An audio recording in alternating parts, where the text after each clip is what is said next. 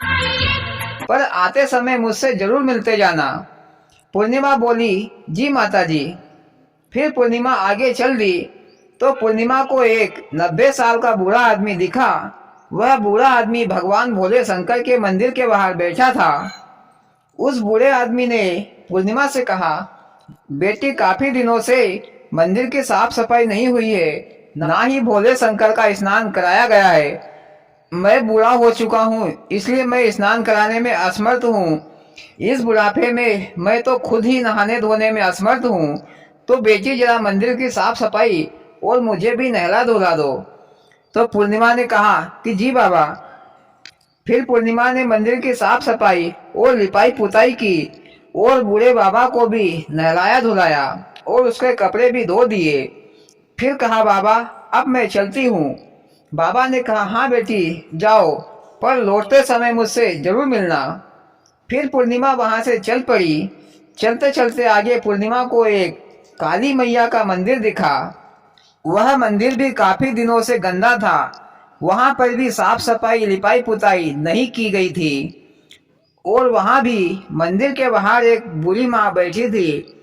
वह बूढ़ी माँ ने पूर्णिमा से कहा, बेटी, मंदिर की जरा साफ सफाई लिपाई पुताई तथा देवी माँ को 16 श्रृंगार कर दो तो तुम्हारा बड़ा एहसान होगा। पूर्णिमा ने कहा, जी माता जी।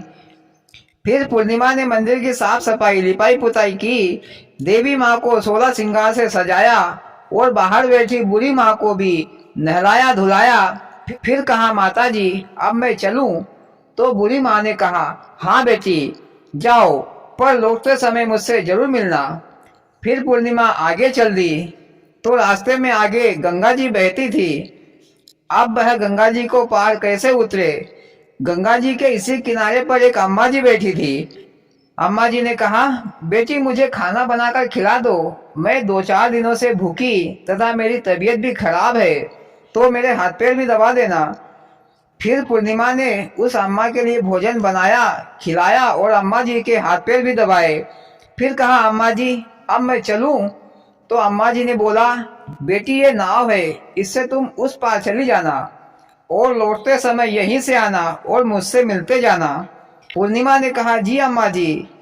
फिर पूर्णिमा उस अम्मा की फूलों से बनी नाव में बैठकर गंगा जी को पार हो गई और अपने मायके भैया भाभी के घर चली गई।